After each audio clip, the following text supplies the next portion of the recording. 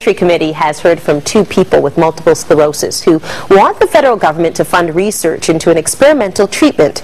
They say the procedure led to a dramatic change in their lives. CTV's Avis Favreau reports. How long's it been since you've stood like this? Probably 6-8 years. How does it feel? Feels good.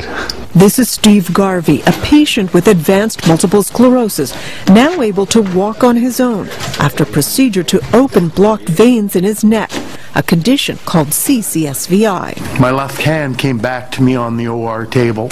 Steve told a federal committee he was once suicidal, needed daily care. The treatment, he said, has made him stronger and independent. It gave me back what I lost, and I can't thank them enough for that. MS patient Leanne Webb was also treated for blocked veins. She says her chronic fatigue has disappeared. I'm able to go for bike rides and walks after work with my family now that I have the energy to do so. The doctor who helped these patients says balloon angioplasty is a safe, relatively easy way to help patients with narrowed veins, a condition common in those with MS. We have done duplex scans on almost 200 people with MS, and a significant number of those people, greater than 90%, have venous anomaly. But MS specialists say the condition and treatment are untested and require years of study. That is why we are asking for diagnosis and treatment of CCSVI without delay. Two Liberal MPs want Ottawa to put up $10 million to fast-track large-scale studies. But the federal health minister didn't offer any new funding. And we are encouraging the MS researchers to apply for the available funding in order to further this research. Meanwhile, the MS Society will announce its research funding in 2 weeks, with 3 Canadian centres ready to test the theory of whether blocked veins are linked to MS. Avis Favreau, CTV News, Toronto. People who live with multiple sclerosis are filing a discrimination complaint against the BC government. They're fighting for access to what many believe is a miracle cure, a breakthrough procedure we first told you about here on CTV News. As Peter Granger reports, 2 men involved in the complaint say their time is running out.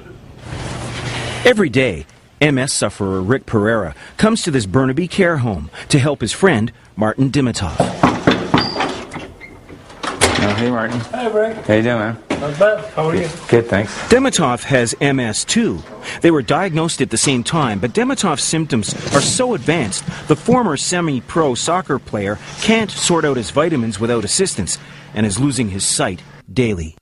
It gave me back what I lost. Many with MS believe that a simple vascular procedure, done daily for all kinds of patients in BC except them, can ease and even eradicate the debilitating effects of MS. Because it treats the cause. It would definitely help. It has, and all the evidence is showing that everybody that's had this done has been helped in some way or another. Dimitov and Pereira both say that the so-called liberation or Zamboni treatment is like pulling a drowning person out of the ocean. Because I know that's gonna make me stand up, make me walk, make me run. There are now MS patients across Canada who can walk again after having the treatment. Problem is, they had to travel to India, Italy, or Poland for it because the medical establishment and our governments won't give it the go-ahead. Well, you just have to beat your time from last time. That's why these friends are part of a discrimination complaint being heard next week by the BC Human Rights Tribunal.